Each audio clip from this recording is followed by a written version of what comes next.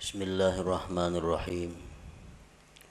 Alhamdulillahilladzi khalaqal khalqa li hikmah wa khalaqana lil ibadati wal ma'rifah. Ashhadu an la ilaha illallah wahdahu la syarika lah wa ashhadu anna sayyidana Muhammadan abduhu wa rasuluhu ila jami'il ummah.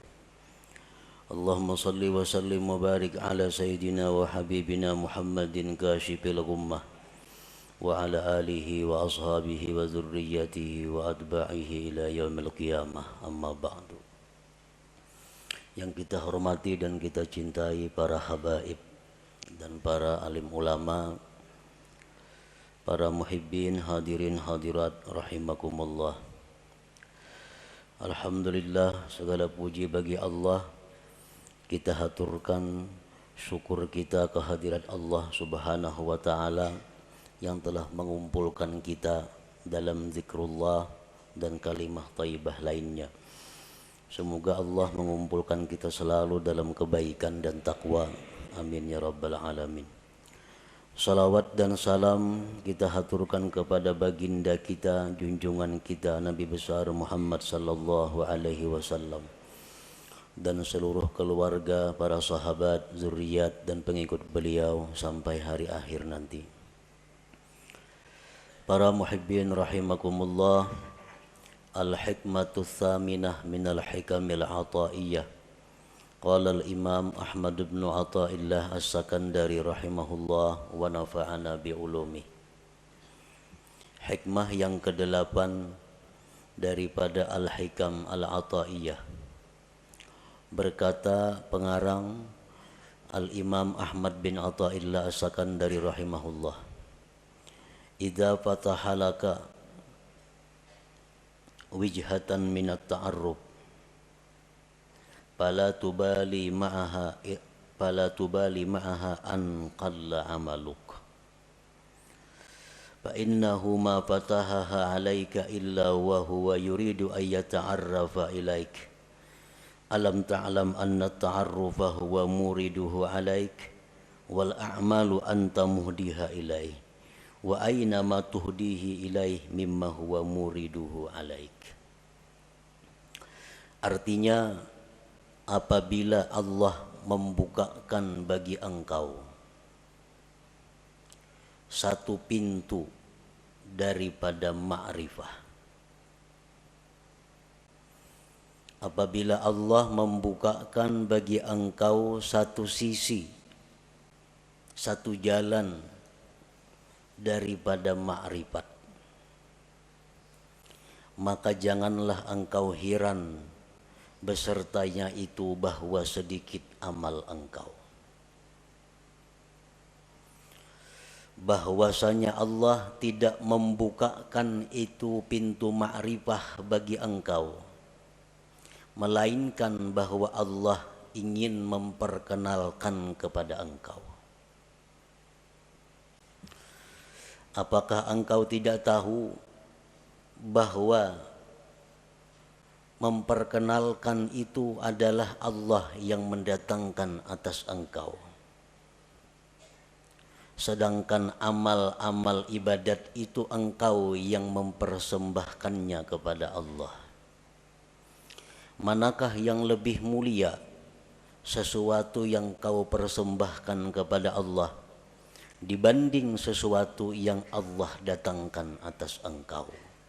Tentu lebih mulia yang Allah datangkan kepada engkau itu.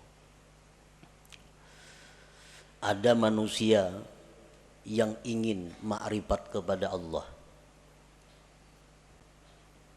sehingga orang ini berusaha sedemikian rupa agar bisa ma'rifat itu. Segala macam amal daya upaya dipersembahkannya untuk Allah, dengan harapan Allah bersedia berkenalan dengan dia. Ada sebagian manusia yang hanya punya sedikit amal, tetapi Allah yang ingin berkenalan kepada manusia itu. Allah yang ingin mengenalkan dirinya kepada hamba itu. Janganlah amal yang sedikit tadi dianggap heran, dianggap aneh. Manakah antara dua itu yang lebih mulia, yang lebih afdal? Tentu yang Allah ingin memperkenalkan dirinya kepada hambanya tadi, itu yang lebih utama.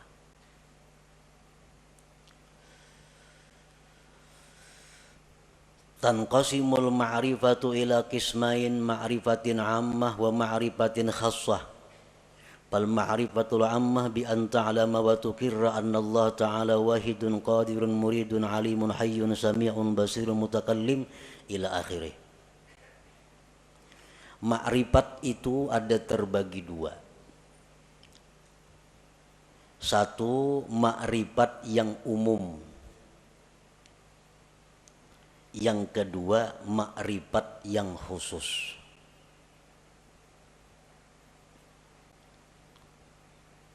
Dalam istilah lain ada yang menyebut ada ma'rifat itu ilmiah, ada ma'rifat itu dzauqiyah. Bermula ma'rifat yang umum itu bahwa engkau mengetahui dan mengakui, meyakini bahwa Allah Ta'ala itu esa, kuasa, berkehendak, mengetahui, hidup, mendengar, melihat, berkata-kata, seterusnya. Nah, ini dinamakan adalah ma'rifat ammah, ma'rifat yang umum. Kita tahu, kita mengetahui, meyakini, mengakui bahwa Allah esa.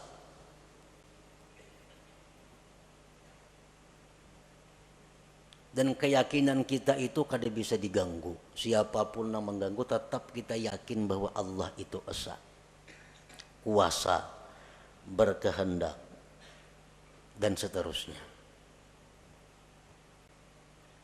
Nah, ini disebut ma'rifat umum. Wa tahsulu hadhil ma'rifah bitta'allum wa tafakkur wal istidlal, dan ma'rifat umum ini didapat dengan belajar, tafakkur, dan mencari dalil. Inilah ma'rifat yang dimaksud dengan awwaluddin ma'rifatullah. Awal agama itu adalah ma'rifat kepada Allah. Nah, ma'rifat umum ini maksudnya. Dan setiap orang yang beriman mempunyai ma'rifat umum ini. Setiap orang yang beriman mengetahui, meyakini bahwa Allah bersifat dengan sifat kesempurnaan, kebesaran, dan keelokan. Maha suci Allah bersifat kekurangan, aib, dan celah. Itu sudah setiap orang beriman. Mereka sudah punya ma'rifat yang umum ini. Wal ma'rifatul khassah. Nah, ma'rifat khusus. Ma'rifat khusus inilah yang dikatakan oleh para ulama sufi. Inna fid dunya jannatan man dakhalaha lam yashtaq ila jannatil akhirah ala wahiyya ma'rifatullahi ta'ala. Di dalam dunia ini ada surga. Di dalam dunia ini ada surga. Siapa yang masuk ke dalam surga itu, dia tidak ingin lagi kepada surga akhirat. Surga apakah yang ada di dunia itu? Ialah ma'rifatullah, ma'rifat kepada Allah. Nah, ini ma'rifat khassah, ma'rifat dzauqiyah ngarannya, bukan ma'rifat ammah tadi. Apa yang dikatakan oleh Al-Habib Al-Qutub Abu Bakar Al-Adani Al-Idrus, man arafallah safalahul aish wa tabat lahul hayat. Barang siapa yang ma'rifat kepada Allah, maka hidupnya dipenuhi dengan kebahagiaan dan kesenangan. Nah, ini ma'rifat yang khassah ini maksudnya. Ma'rifatullah yang khusus ini.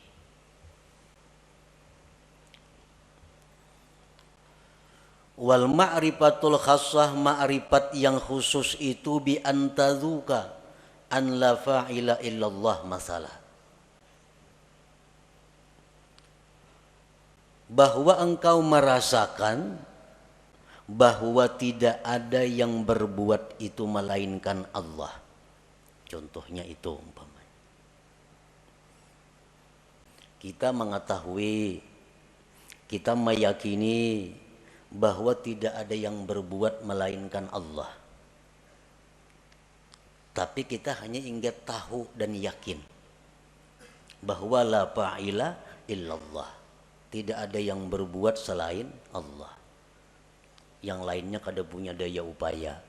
Itu kita tahu dan mengakui itu. Tapi kita belum merasai, belum merasa. Ma'rifat khassah ini adalah orang yang sudah merasa. Orang yang sudah merasa bahwa tidak ada yang berbuat itu selain Allah. Orang yang tahu bahwa madu itu manis. Nya yakin bahwa madu itu manis. Nah ini sudah ma'rifat dengan madu. Tapi kalau orang yang sudah merasai kayak apa manisnya itu madu, nah ini ma'rifat khassah. Lain dengan orang yang hanya sekedar tahu. Mendengar berita bahwa di Mekah itu begini, begitu bagusnya, begitu indahnya, dengan bermacam-macam dalil, bermacam-macam kabar yang mutawatir bahwa Mekah itu ramai dan indah. Sehingga kita yakin bahwa di Makkah itu ramai. Makkah itu luar biasa. Nah kita sudah meyakini. Tapi andai kita ke sana langsung berangkat ke Makkah, sampai di sana melihat seorang bagaimana Makkah itu, lain rasanya lawan nang hanya sekedar tahu. Nah itu jualah orang yang ma'rifat kepada Allah ini. Orang yang hanya tahu, hanya ma'rifat bahwa tidak ada yang berbuat hanya Allah, tapi belum merasa, lain dengan orang yang sudah merasa. Kayak apa rasanya? Rasanya yang tidak ada berbuat selain Allah itu. Bi antazuka an la fa'ila illallah masalan. Dengan bahwa merasa engkau bahwa tidak ada yang berbuat itu kecuali Allah.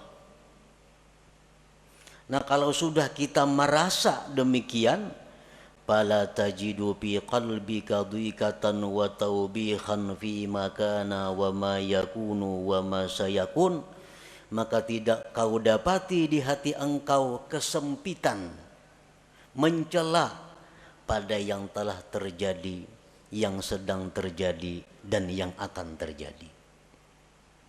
Orang tuh kalau sudah merasai kayak apa rasanya? Rasanya keyakinan bahwa tidak ada yang berbuat hanya Allah. Merasai sudah itunya.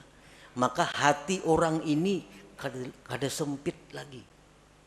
Hati orang ini kada ada lagi mencela terhadap apa yang dihadapinya. Baik nang dahulu, baik sekarang, baik yang akan datang. Karena ini sudah merasai bagaimana tidak ada yang berbuat kecuali Allah itu. Seperti apa yang disampaikan oleh khadam Rasulullah sallallahu alaihi wasallam Sayyidina Anas bin Malik. Ujar Anas bin Malik, aku 10 tahun jadi pembantu Rasulullah sallallahu alaihi wasallam. Tidak pernah Rasulullah itu mencela aku. Tidak pernah Rasulullah itu berkata, kenapa ikam kadaka ini? Padahal ka itu nang baik, kada pernah. Ini menunjukkan bahwa Rasulullah Shallallahu Alaihi Wasallam itu merasakan sudah bagaimana yang dimaksud dengan la ilaha illallah itu. Nah inilah ma'rifat khassah.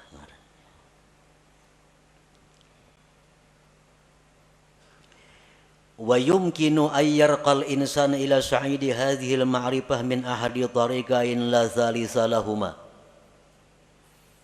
Kita bisa mendapatkan ma'rifah khassah ini melalui 2 jalan. Tidak ada jalan ketiga. kayak apa kita supaya bisa merasai nang keyakinan kita la ilaha illallah. Jangan hanya sekadar habar, jangan hanya sekadar yakin mengakui, tapi rasai. Nah, rasai kayak apa? Yang tidak ada berbuat kecuali Allah itu. Nah, supaya bisa merasai itu ada dua jalannya. Yang pertama disebut tariqul hidayah wal inabah. Yang kedua disebut tariqul ijtiba wal istifa. Ada jalan hidayah dan inabah, ada jalan ijtiba dan istifa. Nah, hanya dua jalan itu.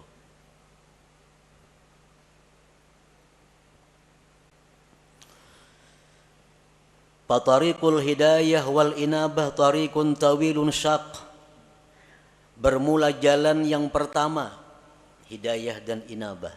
Itu jalan yang panjang lagi sulit. Panjang lagi sulit.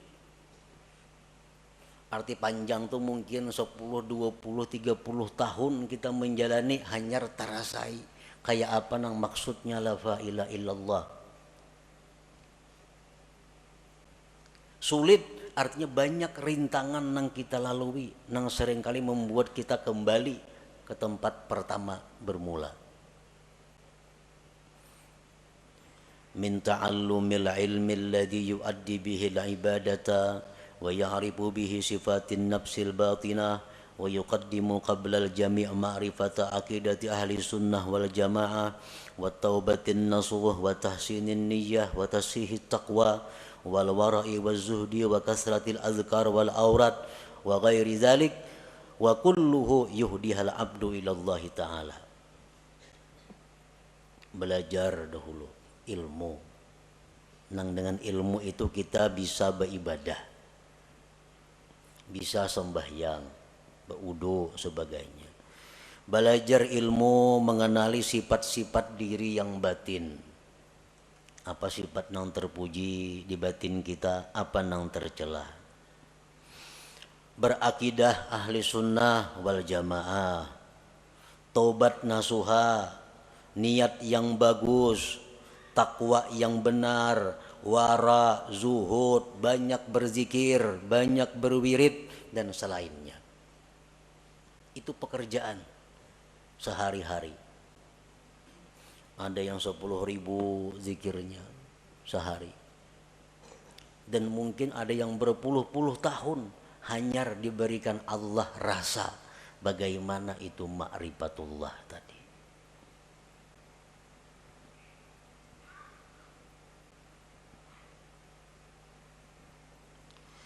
Wa ammat tariqus tsani, adapun jalan yang kedua, tariqul ijtiba wal istifa. Fayakunul bad'u minallah ilal abdi. Jalan yang kedua ini adalah jalan di mana Allah yang ingin menariknya. Jalan pertama tadi si hamba nang bakahandak. Kisahnya si hamba nang hendak ma'rifat lalu nya beribadah, beramal, berguru.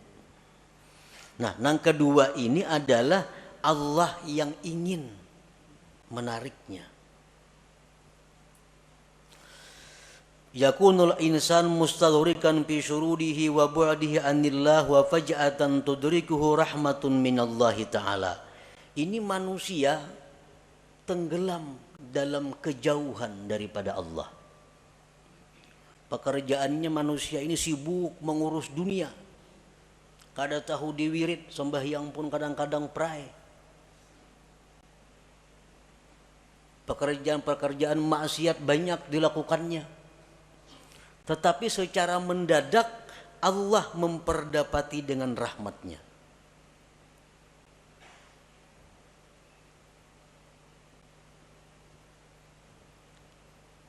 Begitu Allah memberikan rahmat kepada orang ini, maka orang ini langsung dirasakan Allah bagaimana rasanya ma'rifat kepada Allah itu.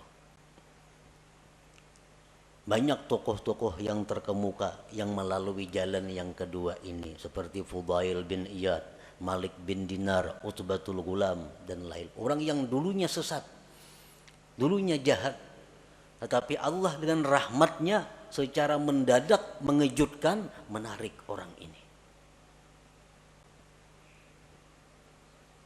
Seperti Fudail, kita mendengar tahu kisah Fudail bin Iyad, orang yang kehidupannya hanya jadi perampok di tengah jalan. Perampok di tengah malam satu hari hendak menaiki rumah kekasihnya. Begitu naik ke rumah kekasihnya, mendengar ada orang mengaji Al-Quran yang ayatnya alam ya'ni lilladzina amanu an takhsha'a qulubuhum li dzikrillah. Begitu ayat itu masuk ke pendengaran Fudail, Fudail terjatuh. Nah, setelah itu Fudail tobat, langsung ditarik oleh Allah Subhanahu wa taala, dirasakan bagaimana makrifat kepada Allah. Akhirnya Fudail menjadi salah seorang aulia besar pada masanya itu.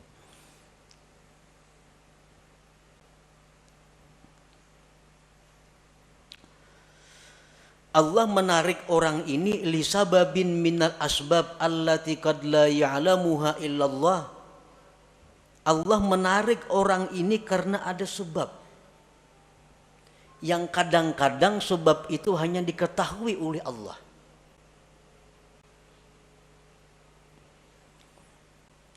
Kenapa orang ini maka ditarik oleh Allah? Dalam waktu detik dirasakan makrifat kepada Allah.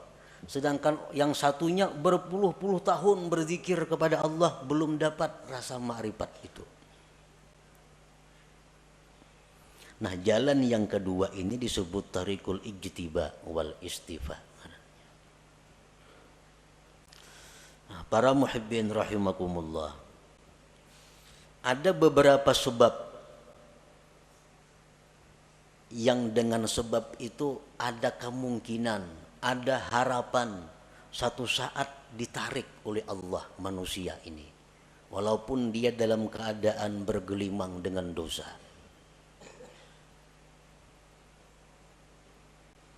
Pertama, dengan sebab ilmu. Ilmu. Orang ini pada dahulu mengaji, sekolah pesantren, ke majelis taklim, bertahun-tahun udah mengaji demikian, pesantren tamat sekolah, timbul ke kampung bulik buntat, nah, minum arak, berjudi, berzina, pekerjaan. Nah, tamatan pesantren nih. Nah, orang seperti ini pada akhirnya satu saat ada kemungkinan ditarik oleh Allah dengan cara seperti tadi, berkat ilmu yang dia pelajari selama sekian tahun dahulu kala itu. Nah, bisa kena orang ini jatuh sakit, nah, sadar, insaf, dirasakan oleh Allah bagaimana orang yang makrifat kepada Allah itu. Nah, sebab ilmu. Jadi menuntut ilmu ini kada ada ruginya, tak amalakan kah, kada kah. Pokoknya bila ilmu tuh ada keuntungan. Ada keuntungan. Yang kedua, as-sakha, pemurah. Pemurah. Orang ini macam-macam maksiat dilakukannya, tapi pemurah. Pemurah.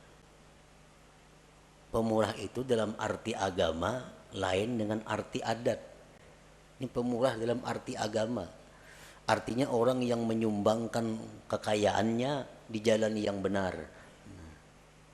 Ada orang sakit dibantunya, ada orang kesusahan dijulunginya duit, ada orang saleh diberinya duit, ada orang ini dikasihnya duit. Pemurah. Padahal kelakuannya sembahyang tapi sembahyang orangnya. Berjudi mau, minum arak mau. Nah, orang ini satu saat nantinya ada harapan kada pasti juga, ada harapan bisa ditarik oleh Allah. Nah, bisa ditarik dengan pemurahnya itu.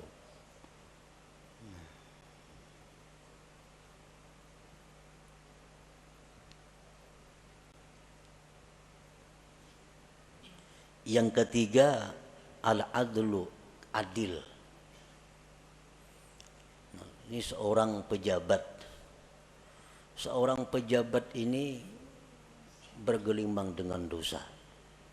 Macam-macam dosa dilakukannya. Tetapi satu orang ini, dia adil. Sewaktu ia menjabat, di matanya sama, semua adalah rakyat. Baik anaknya, baik bininya, mintuhanya, iparnya, kamanakannya, semuaan rakyat sama. Kadang-kadang mesti diutamakannya. Kalau panggil ini minantuku utamakan kadada. Ini ipar kadada. Semuaan rata di matanya rakyatnya. Nah, orang ini waktu menjabat adil. Padahal kelakuan lain-lain banyak maksiat dilakukannya.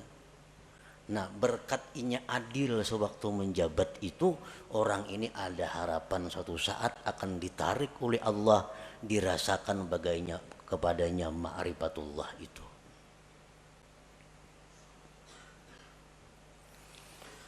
Rasulullah sallallahu alaihi wasallam bersabda, tajawazu an dzambis sakhi wa zallatil alim wa satwatis sultanil adil fa innallaha akhadha bi yadihim kullama asara asirun minhum, akhrajahul khatib.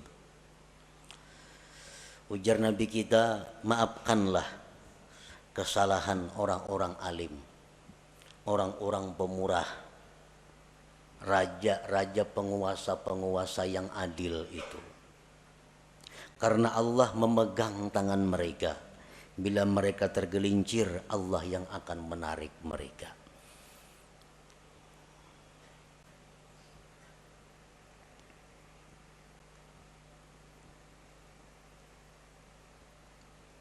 Yang keempat, suhbatus salihin. Orang ini bersahabat dengan orang-orang saleh, dekat dengan orang saleh. Padahal kelakuannya bila cerita pisah orang saleh macam-macam. Tapi nya dekat dengan orang saleh. Ada orang saleh di sana, kenal, dekat lawan inya. Ada orang saleh di ujung sana, kenal, dekat lawan inya. Pokoknya di mana orang-orang saleh dicarinya, didekatinya. Padahal kelakuannya orang nih macam-macam maksiat diperbuatnya. Tapi kalau urusan orang saleh, wahnya paling dekat sudah. Nah, orang ini satu saat nanti bisa ditarik oleh Allah untuk dirasakan bagaimana ma'rifatullah itu. Rasulullah SAW bersabda, al-mar'u ala dini khalilih. Seseorang itu atas agama orang yang dikasihinya.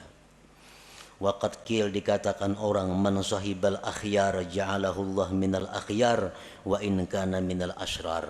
Orang yang dekat dengan orang baik itu akan dijadikan Allah dia orang baik sekalipun dulunya orang yang jahat.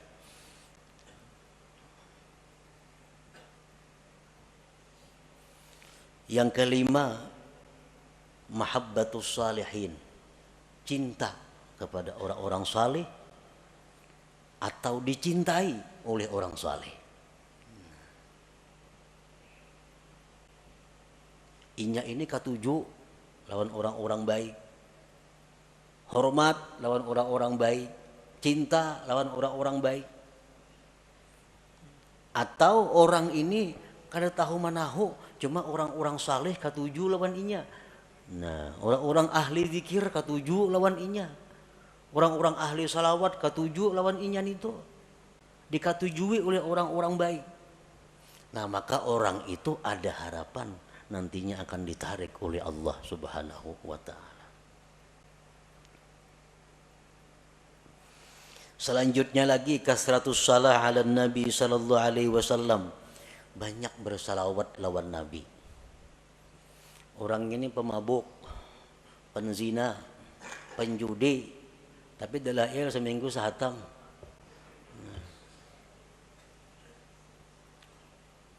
Mulut habsi kemana terdengar datanginya ketujuh.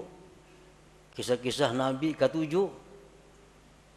Tapi maksiat jalan terus juga. Salawat selalu dibacanya. Nah, orang seperti ini ada juga harapan satu saat kaina dikembalikan oleh Allah, ditarik dan dirasakan ma'rifatullah itu.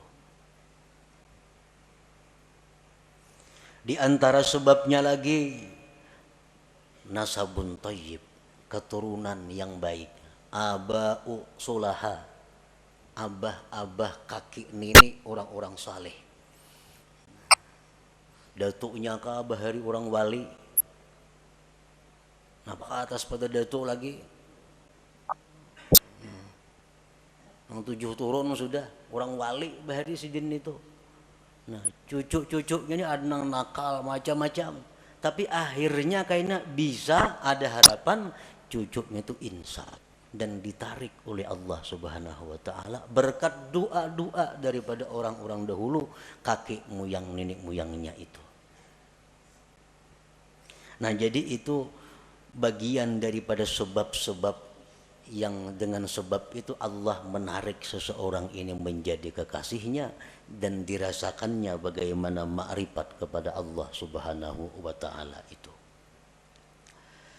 Nah, para muhibbin rahimakumullah.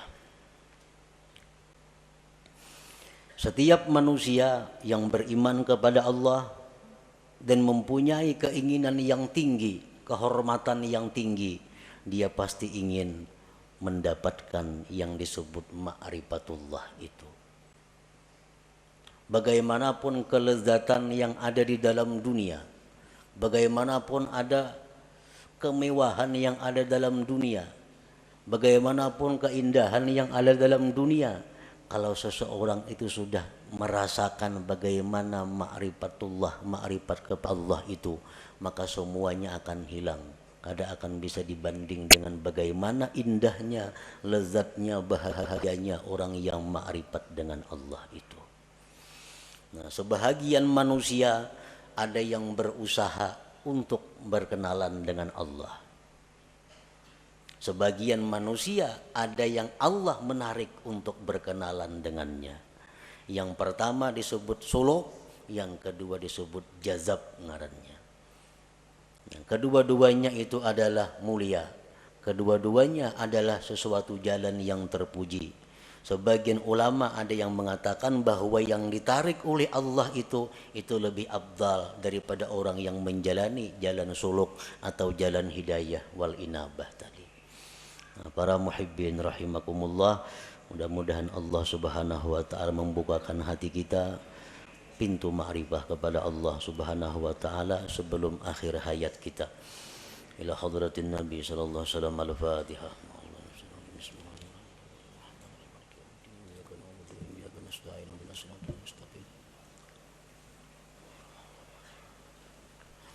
Ya Allah biha, ya Allah biha, ya Allah bihusnil khatimah. Ya Allah biha, ya Allah biha, ya Allah bihusnil khatimah. Ya Allah biha, ya Allah biha, ya Allah bihusnil khatimah. ويا أيها الراجون منه شفاعة صلوا عليه وسلموا تسليما.